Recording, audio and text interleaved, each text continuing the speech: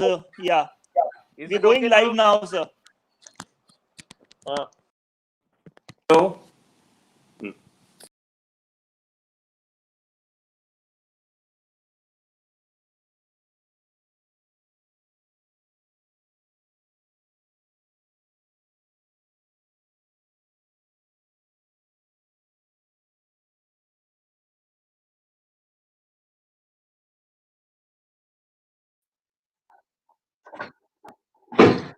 Good evening to one and all brothers and sisters advocates. Akhil Bharatiya Adhivakta Parishad has been conducting this October Thendeji lecture series, and today we are on the 11th lecture. Today's topic being dispute resolution as a service and the new normal. And the speaker of this topic for today is none other than Shri S. Vaidyanathan, Senior Advocate, Supreme Court of India. Though Sir needs no introduction, as a courtesy and formality, let me have a small introduction of Sir. Sir has been a designated senior counsel since 1992, and Sir has also served as Additional Solicitor General of India in the year 1998-1999, and Sir has been and appeared and contested several serious national important matter.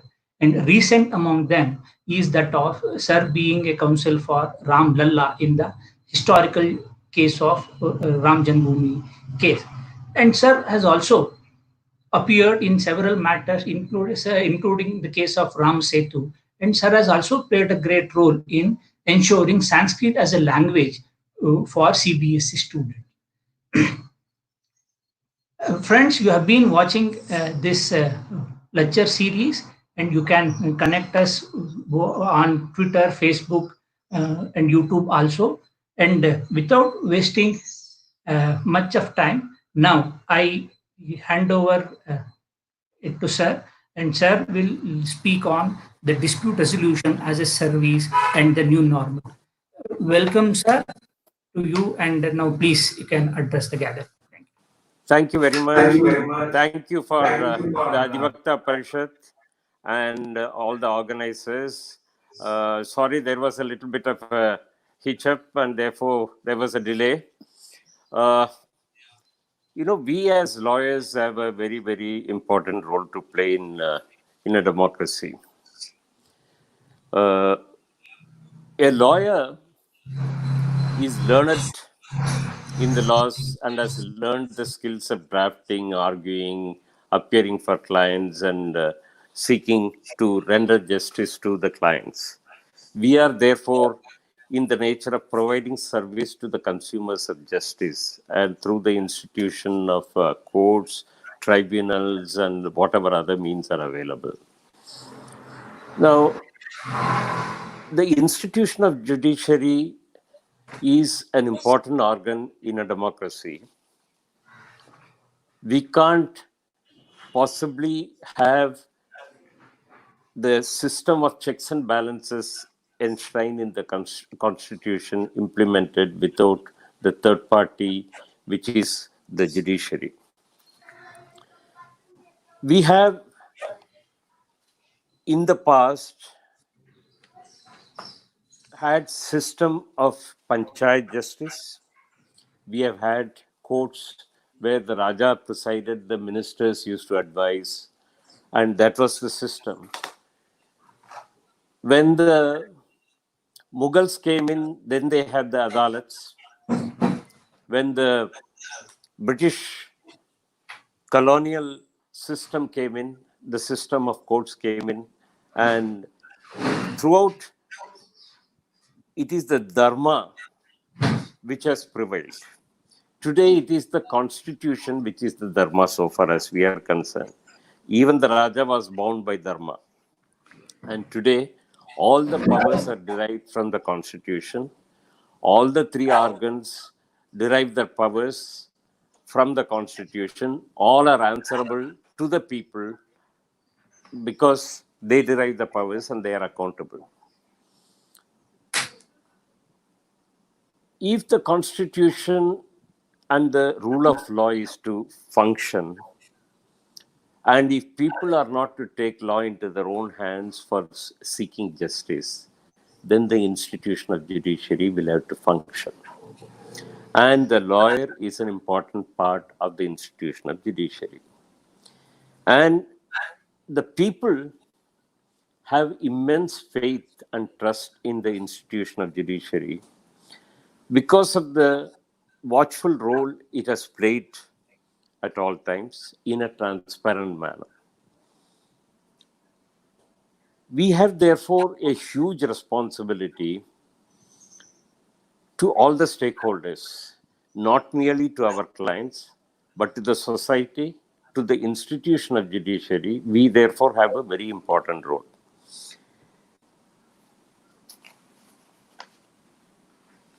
If the speedy resolution in a just, fair, and equitable manner is the constitutional mandate, then we have a problem if the courts are to be shut as a result of any situation that has arisen. This is an emergency which nobody could anticipate. The entire global crisis resulting from the coronavirus is something which nobody anticipated. And the government, rightly, in a timely manner, resorted to the lockdown so as to ensure that it doesn't affect and harm the people. Unfortunately, as a result of that step, what was envisaged as a huge disaster, which might strike if there were going to be tremendous amount of casualties, that has been averted. But in the process, there is a feeling amongst some section of people, including amongst some section of lawyers, that should the courts have been shut off in this manner, should the courts not be functioning more effectively in a full-fledged manner. Hopefully, we are going to exit gradually from this lockdown that we have seen. But even so, till some kind of a antidote is developed, or unless we have some kind of a preventive vaccine, it is not going to be easy. And all the virologists, scientists, advisors, doctors, community health professionals have advised that this social distancing will necessarily have to continue for quite some time till the virus can be contained and till the vaccine is successful and vaccine is administered successfully on a large number of people. Now, that is going to take time, and the estimate is at least 1 year. Are we going to have a situation where, as a result of this social distancing, the courts are not going to function during the course of the next 1 year? That can't possibly happen. So we necessarily have to evolve a pragmatic solution. It has to balance the health interests of all the stakeholders. It has also to balance the interests and ensure that access to justice, access to courts are provided, because that is an essential part of a democracy. We can't withhold or delay dispute resolution till such time as the virus is contained fully and securely. Now, therefore, that's the reality today. That is the new reality. That is the new normal. And if, therefore, we have to continue with social distancing norms for the next 1 year at least, how do we provide access to justice to the consumers of justice? This is an important. Now, look at the other statistics. And it's a humongous caseload that we already have. For a population of 135 crores, we have about 19 lakh lawyers. We have almost 4 crore cases which are pending, of which about 2.25 crore, 2.25 crore of cases are in the criminal courts, which are in the nature of original trials which are still pending. 3.25 crore cases are pending in the district courts, including the civil cases. There are 48 lakh cases pending in the high courts, and about 15 lakh cases are pending in the various tribunals and other authorities. About 60,000 cases are pending in the Supreme Court. There is a net addition of about 2.5 lakh cases every month. That is, if you take the institution and deduct the disposal, there is a net addition of 2.5 lakh cases, even when the courts are fully functioning in the district courts and subordinate courts. There is an addition of 30,000 cases every month in the High Court. So we can't afford to have these cases multiplying, and there will be an upsurge. The moment the filing is fully open, there will be a huge upsurge in regard to filing, and we will have lot more cases added on. So we have to have some now 2 or 3 things which by law we have enacted. Unfortunately, I think on account of a strong resistance to change amongst the judges, amongst the lawyers, amongst the clients, amongst the accused, under trials also, these have not been implemented successfully. Let me just mention 2 of those. One is in regard to plea bargaining in the criminal courts. Second is in regard to mediation, both pre-institution and pre-trial. Now, there are 2.1 crore cases in criminal courts which are in the nature of trials. Not appeals, not revisions, not applications. 2.1 crore cases which are awaiting trial. And the under trials are either in prison or on bail. Only 10% out of these are cases which are sessions cases, which namely rape or murder or corruption, national security cases, which cannot be subjected to plea bargaining.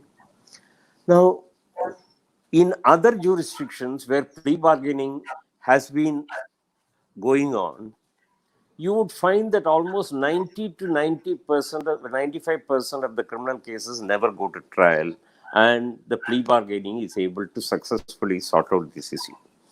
Now, the fact that today we have to practice social distancing does not stop our making sincere and concerted efforts for the purpose of ensuring that an army of lawyers and, if necessary, the college students who come as interns are sent for the purpose of analyzing all the pending under trial cases for the purpose of determining which are the ones which can be resolved. We need a very active, proactive public prosecutor system for this purpose, and the courts should also be proactive. But I am sure if there are 20,000 volunteers, either interns or lawyers, who can be tasked with going into these cases, and if each one of them can look at even 5 cases per day, it will amount to 1 lakh cases per day. And in a matter of 100 days, about 1 crore cases can be looked at for the purpose of examining to what extent plea bargain can be effective in those cases. And based on the recommendations of those studies, the public prosecutor can look at it, and the counsel for the accused, and then take it up with the judge, or whatever is the procedure under the Criminal Procedure Code. There is a separate chapter which has been introduced for this purpose. This can certainly be resorted.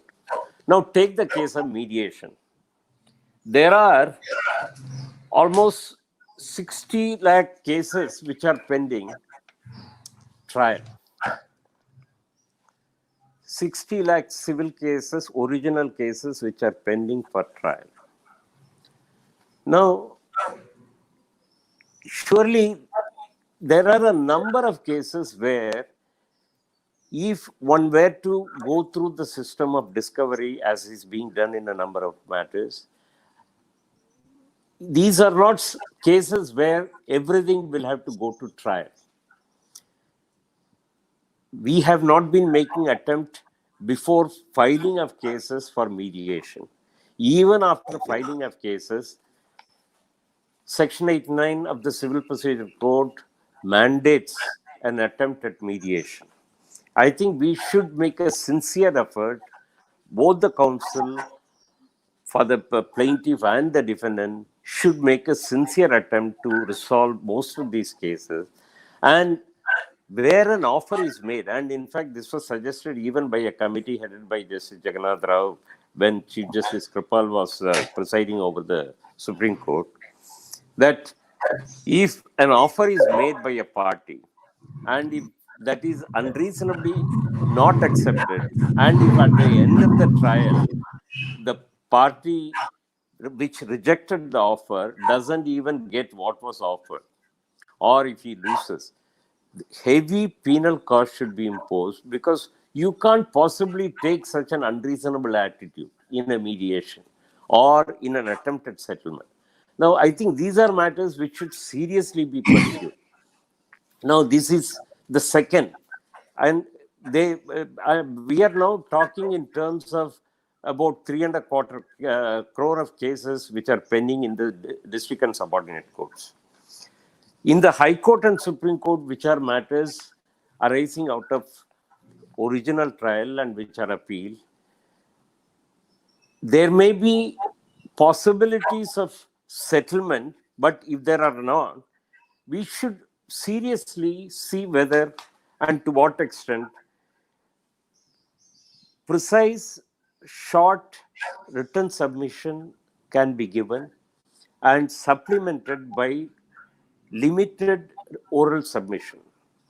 A time slot should be sought for final hearing, and with each side being given 15-20 minutes, I think we should be able to solve. And if we have to ensure that there is social distancing, we can't have crowding of courts.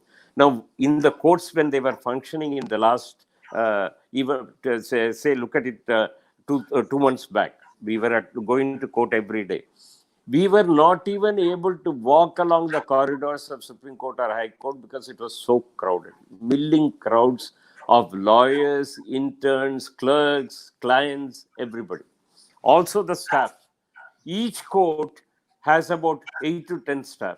We have to reduce it. We have to reduce the number of persons who come in. Now, how do you do that?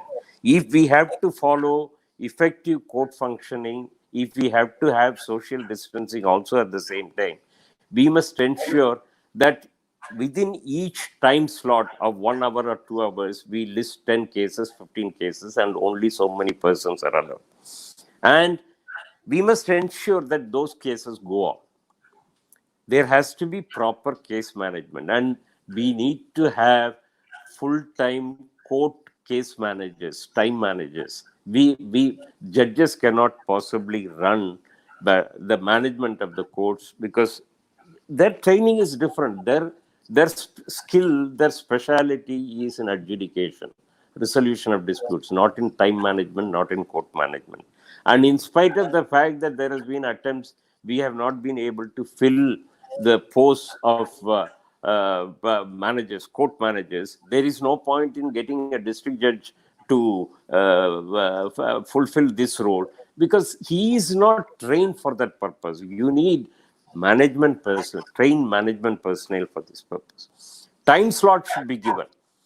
And video, the online courts is not the panacea for all the hearings, because it is only in some cases that you can effectively present your case through this online methodology. But if what we are contemplating in respect of written submissions and therefore limiting the oral submission, voluntary basis, we should be able to encourage a lot more advocates to go in for video hearing, online hearing, and therefore reduce the people who will crowd into the court. The virtual court functioning, even if we are able to achieve for 20 to 25% of the cases as a beginning, I think it will be very good. And progressively, we can see whether it can be increased. At present, both in respect of income tax, central excise, service tax, various other matters. These are all matters, I think, where virtual courts, online hearings should be feasible. The tribunals, I think we should seriously consider. I am not saying the cases can be disposed of through online hearing. Now, the Bar Council chairman has pointed out that only about 10% of the lawyers may be effectively trained for this purpose. That, I think, may be a little understatement. But even if there are more persons who are trained, now look at this. Out of 19 lakh lawyers, the active who have filed income tax returns, and out of this, 90% are showing income less than 5 lakhs, net income, taxable income less than 5 lakhs per year, 2018-19. That is the latest that is available. Now, either in the bracket in which they are earning enough or whatever are the other reasons. Now, even 1% of the normal number of cases that would be listed and heard have actually been listed.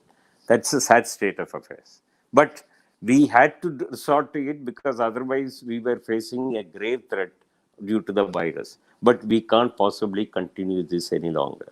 Therefore, I think we need to do this. Now, another difficulty that was pointed out was everybody doesn't have all the facilities. You know, the e-court system, which is effectively being projected, the infrastructure has also been places where it will be common service centers will be made available virtually at Gram Panchayat level. If we can have 8 centers, should be accessible, and through using that, the lawyers should be able to do the e-filing. And if you go through the report, the latest report which has been made available and which is online, you will find that all the facilities, infrastructure are. We need to ensure that we are willing to cooperate and coordinate with all the stakeholders for the purpose of making this a success. We have to have e-filing. We need to reduce now pages, judgments running only into 1 page or 2 pages. But what has happened? Once the cut and paste technology came in, you have planes running into 50 pages, writ petitions running to 100 pages, judgments running to 100 pages. Learn what we have learned in regard to abuse of technology and relearn precision in drafting. We have to be concise. I think these are things which we need to focus on. I have a whole host of suggestions in regard to how these kept your time. Any specific issues that you have, I would much rather deal with it. And I think we all will have to jointly make an effort to ensure for us to change our mindset first, change the systems, and accept the changes which have already been suggested and incorporated in the amendments made to the Civil Procedure Code and the Criminal Procedure Code, and actively and effectively implement all those. We need a proactive judiciary. We need proactive prosecutors who are willing to see that small offenses are too much of the court's time. Online disposal is one aspect in regard to where actually the matters will have to go to court for trial and for argument. But we must avoid and see whether it can be resolved even without their actually going to trial. These are some of the things that I wanted to share with you as part of our effort to bring about a systemic change and to ensure that justice reaches, the access to justice is provided to the consumer, and expeditious justice is provided to the consumer of justice. We are in that service sector, and we need to ensure that service is made available in the fastest manner to the consumers of justice. Thank you.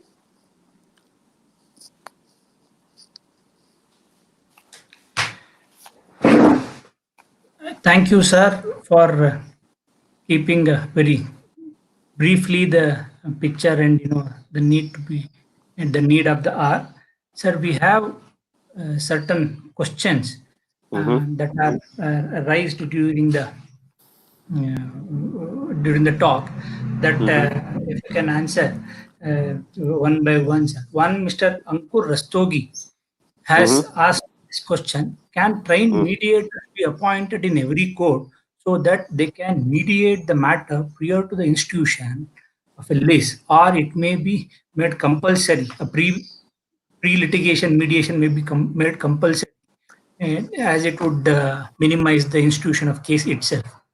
Yeah, Mr. Rastogi's question is very, very important. In fact, in the Supreme Court and in most of the high courts and in some of the district courts also, particularly in Delhi, we have mediation centers. We have people who have been trained and they are successfully functioning. In family law, there has been tremendous amount of success in regard to mediation, and I am sure that there are several other areas where it can. Look at this. See, we made an amendment in regard to the Negotiable Instruments Act. We introduced Section 138. And the courts were loaded with almost 50 lakh cases in a matter of 1 year. I think the impact assessment was not done by the legislature at the time of making this amendment. But even assuming an expeditious remedy needed to be given for the purpose of ensuring checks, etc. Now, these are matters which should actually be done through mediation. There may be some problem. He may need some installment payment to be involved. The dispute may really not be in regard to whether actually a check was issued, a negotiable instrument was issued. Therefore, these are matters which can successfully be resolved. Now, we are having a trial of online courts only in regard to some traffic violations. Surely there are, I mean, we have to proceed much beyond this. Rent disputes can be resolved. Labor disputes can be resolved. Look, I am told that pension disputes in Armed Forces Tribunal and other cases, almost a lakh of cases in regard to pension. Is that a matter which needs to be resolved in this manner? I think we need to have these sorted out through mediation if need be. Consumer disputes. There are 5 lakh cases which are pending in consumer forum. I think these need to be resolved through mediation. I think a concerted effort will have to be made, and there is an army of trained mediators, and more can be trained, should be trained, and a mandatory mandate of mediation should be complied with by all the litigants. So pre-trial mediation is a better viability. It should be seriously tried, and I think today, in spite of social distancing, in spite of the courts not functioning, this is a matter which can be pursued. Thank you, sir. The next question is from Sanjeev Prakash Upadhyaya. Sir is asking, do you think that pendency will be burdened and it cannot be decided within stipulated time without infrastructure? Although digital advocacy is an option, most of the lawyers are not duly trained. Need to know about advocacy in future, as there are so many in congestion in courtroom, even in lawyers' chambers too. See, I think this was one aspect which I was mentioning about in the beginning. Now, look at this. There are, yes, during the last 10 years, those who have gone through the college, most of them will be effectively trained. Those who have, some of us who are from the ancient 1960s, but we have trained ourselves. And there are a number of persons who have trained themselves. and those who are not, they should be provided the training. The bar council should undertake it, the courts can undertake it, the government should undertake it, but that should be done.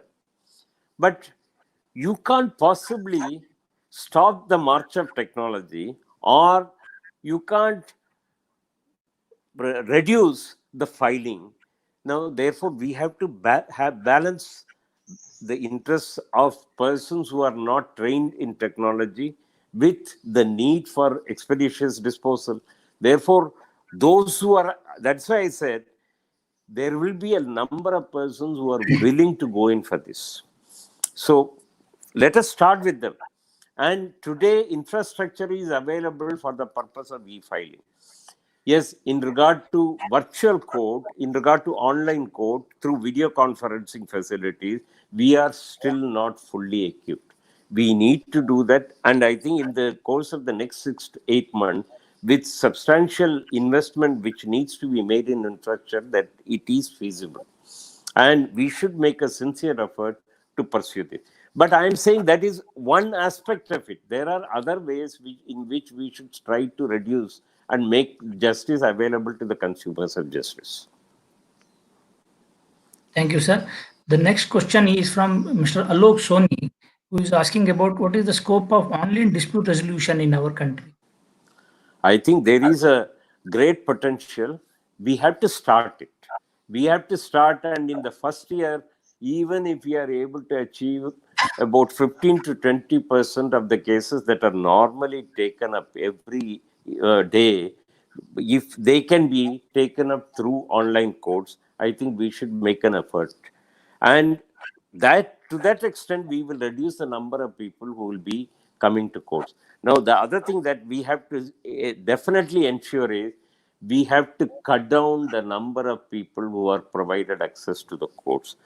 Yes, courts have to be open and transparent, but that doesn't mean that for each case, if we have 10 lawyers coming in with all the juniors and interns coming in, surely that is a load which courts cannot take. We have to therefore curtail the number of people who will come in, curtail the number of clients who will come in.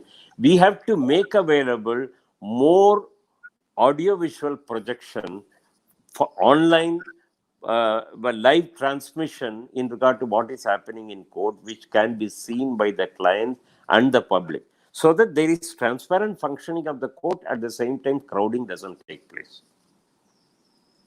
In spite of the courts fully functioning, of course, there are vacancies which are to be filled up, but even if they are filled up, we are adding 3 lakh cases every month.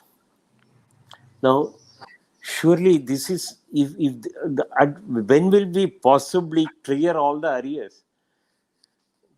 Adding to the number of judges is not going to be the only solution. We may have to add to the number of judges. That is one. We have to fill up all the vacancies. There has to be advanced planning. But I think, why is it that we have not been able to crack this mindset, the blog that we have in regard to plea bargaining and mediation? Why is it that everybody is resisting? Look, 90 to 95% of the cases in USA, UK, they are resolved. They don't go to trial at all. Why is it that in India, not even 1% of the cases are being resolved through mediation or through plea bargaining? I mean, is that not something which points to a need for a change in the mindset, change in the system, change in the procedures, change in alternative methods by which we resolve this? Otherwise, we will be doing a great disservice to consumers of justice. Please look at it. We exist for them. The institution exists for the people, for the persons who are seeking justice. And if we are not able to provide them justice in a timely manner, we will be failing them. Let us not do that. Let us not earn that bad name. We have to ensure that justice is made available expeditiously. Sir, added to this, I have a question. As you have given an example of, in American and other countries where these are settled before trial, where what we have seen is that the law of giving false evidence or pleading false things are taken seriously there. Here, though we have made amendments to CPC and other things, and we have made the pleadings mandatorily to be sworn in by an affidavit, but false things stated therein or contentions taken therein or even false things stated in the court are not taken very seriously, and conviction rates are even the initiating litigation against them are very less, very minuscule minority when compared to these countries. Don't you think some stringent approach towards that may make people to state Absolutely. You're absolutely right. I think we need to. A person who swears to a false affidavit, who gives false evidence, needs to be proceeded against strictly. And you don't. But this system of perjury in court having to be tried separately in another court, I think it means we are only delaying the process. If in a trial court, in a civil court, a person gives false evidence, I think it should be feasible, subject to an appeal in the appellate court, that court itself having the power to impose the punishment, subject to the appellate court considering it. Now, you have a civil court having to refer it, or a complaint having to be filed under Section 340 for perjury before a criminal court, and then the process being initiated. I think we need to have a second look at this. Sir, one more question is there. There are so many questions that are coming up, sir.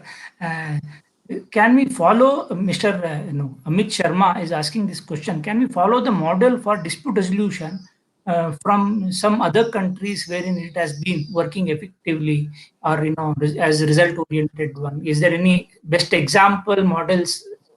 See, we should not have to reinvent the wheel. There are several jurisdictions where this has been tried successfully, and they have been able to break the arrears mounting.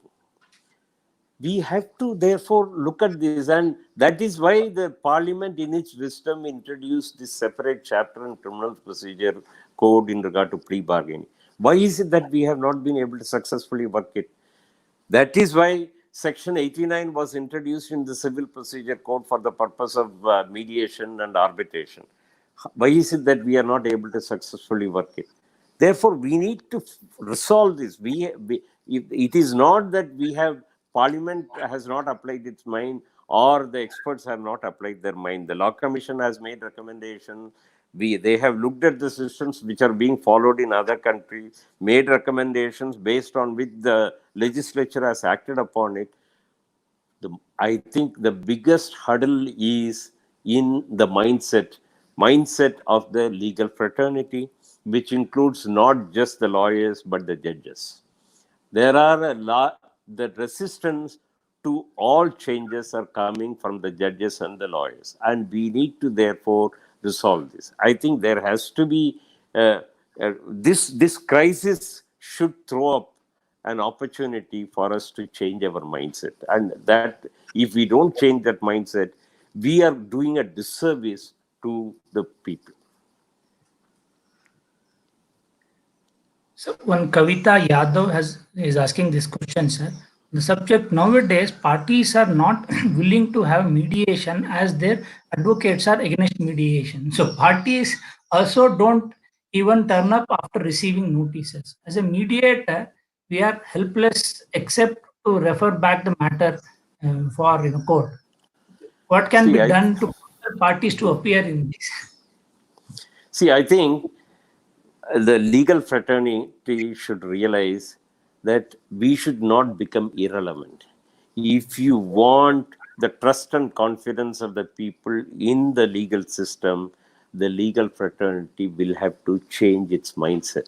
Now, if there are jurisdictions today, particularly in family law, where parties are directly going, because set formats are there and questions are asked, and based on which the parties directly are in a position. Almost 90% of the cases in family law in some jurisdictions, the parties directly file the pleading and they try to go through the mediation. And it is only in some exceptional situations where there are problems in regard to either custody or in regard to the alimony, etc. There about 10% of the cases where the lawyers are sought. Don't make ourselves irrelevant. The legal fraternity should realize that if we don't do this, we are going to have a problem. And we have to ensure that it is in our interest that access to justice is provided not merely through the court, not merely in the manner in which it is being done in the past few years, but we have to ensure that mediation becomes successful. Parties should be in a position, and the mediator should welcome participation by the parties and try to resolve the issues. Sir, one more question. In the digital era, when we are talking about doing everything through video conferencing, confidentiality becomes an issue, more particularly when the talks, in mediations and these talks. How do we ensure it in the video conferencing, especially with the issue of hacking or leaks are also possible? See, in fact, this is an issue which has come up not only in India. In fact, we are still in the initial process. This has come up in the UK, in the USA, in Canada, and they have been able to make trials in regard to hack-proof systems and have succeeded. It is not as if we are facing this problem for the first time today. And therefore, as I said earlier, let us not start reinventing the wheel. These have been tried out, the technology is available, the protocol is available for ensuring that the hacking doesn't take place. And we have the topmost IT experts in the country who are providing all the software to the globe. And why is it that we are not using them? Well, today, if we can provide technology to the entire world, and if we are not able to use it, I think it will be a sorry state of affairs. But the dependence only on the NIC, I think, will not make it successful. The NIC has evolved systems, has been able to succeed considerably, but I think they have certain infrastructural problems also. They have, therefore, we need to involve other private parties also. No, and surely, so long as we can ensure that the systems are hack-proof, we should be able to go through that. And to most of these matters, mediation, yes, there has to be confidentiality in regard to this. They cannot be videographed, but therefore there can't be a recording which is kept. That has to be ensured. The mediator will have to ensure that.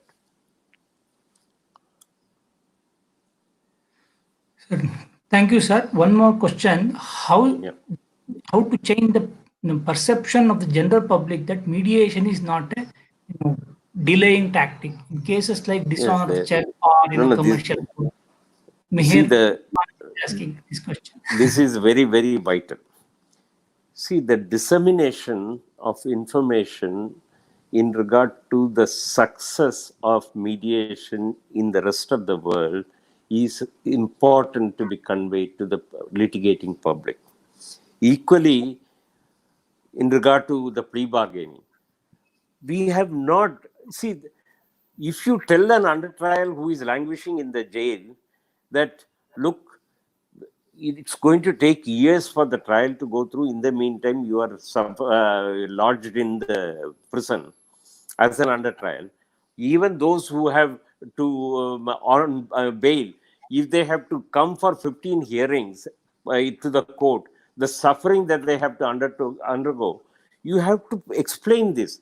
Yes, one thing that stays the lawyers always tell them, look, the success rate of prosecution is only about 20%. therefore you will get acquitted, therefore don't go in for plea bargaining. I think we are doing a disservice. We are doing a disservice to the accused. Don't do that. And similarly, in the civil cases in regard to mediation, see, there has to be some give and take. There is no point in a lawyer saying that even, and when the information, the papers come to you and examine what is the rate of success.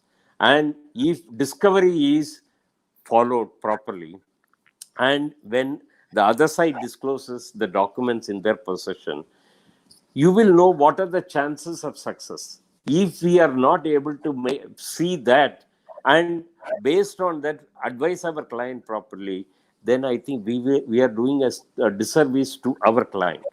We have to therefore ensure either at the first hearing to see and make an assessment and then tell the client, look, this is your chance of success, therefore you must give up or give in and accept whatever is the best in the mediation.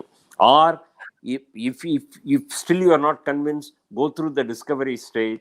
At that stage, what are your strengths, what are the strengths of the other side, what are your weaknesses, what are the weaknesses of the other side. When you see the documents, based on that, you must be able to effectively advise your client. And what is therefore the need to go to trial?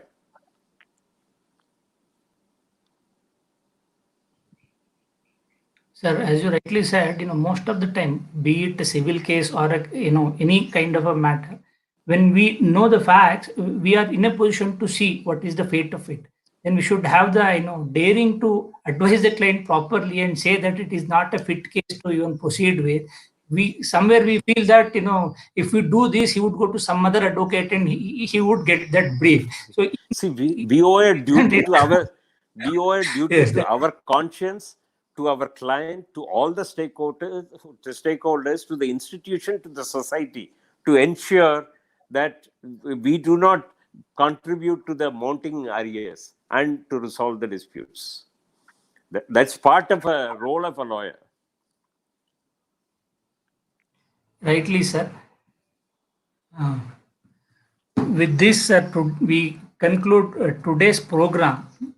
Though I have few announcements and requests to make, sir, it has been a wonderful hearing you. Though we started a bit late, but our viewers have waited for us, and they have been patiently following us. This has been continuously 11th day that we are doing it, and people like you, many senior advocates and legal luminaries have come and joined our hands in and doing this service to the public, and we have been benefited well.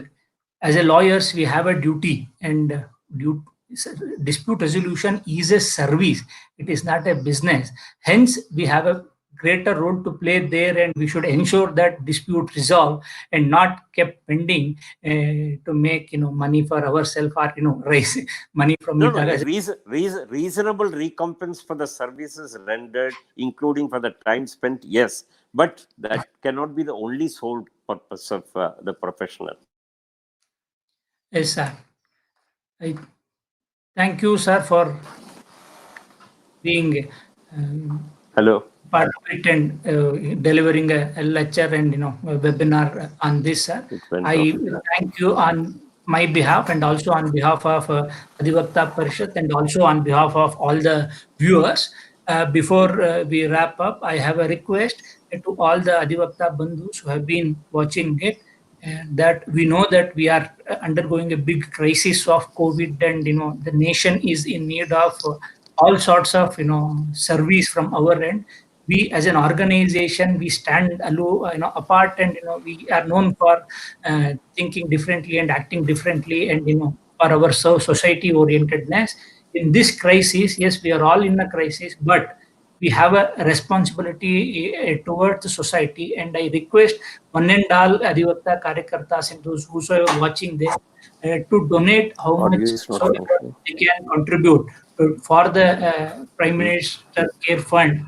And I also make a request that as a Karyakarta, we should at least target 100 persons and request them to known towards this, because it is a big crisis that we are undergoing, and we have to come out and we all have to play whatever role that we can in this. And to continue this, tomorrow in this we have at 6 p.m. Senior Counsel Harish Salve will be joining us, and he will be talking about the known international case of Kulbhushan Jadhav, which he has represented, and its analysis and the sir's experience with the International Court of Justice. So tomorrow at 6 p.m. we are, we'll be live with Senior Counsel Harish Salve sir. Please log in and join Adhivakta Parishad. Follow Adhivakta Parishad in online and also offline. We are doing a lot of service in the society. Join us in that. With this, I thank you and all. Adhivakta नमस्कार शावली जी, एक निवेदन है सभी दर्शकों के लिए, मैं जरा हिंदी में भी बोल देता हूँ। कल हम 6 बजे आप सभी निवेदन है, हमारे साथ आप जरूर जुड़िए। 6 बजे हमारे साथ श्री हरीश साल्वे जुड़ेंगे लंदन से। जैसा कि आप सभी जानते हैं, उन्होंने अभी इंटरनेशनल कोर्ट ऑफ जस्टिस में बहुत बड़ी भूमिका निभाई और हमें जीत दिलाई थी भारत के लिए। तो वो अभी क्वींस काउंसिल भी नियुक्त किए गए हैं और सीनियर एडवोकेट हैं ही। तो sir has given his consent. तो हम चाहेंगे कि आप सभी कल शाम को इसी चैनल पे यूट्यूब, फेसबुक और ट्विटर पे अधिवक्ता परिषद, अखिल भारतीय अधिवक्ता परिषद के साथ आप सभी जुड़े कल शाम को 6 बजे। धन्यवाद। Thank you.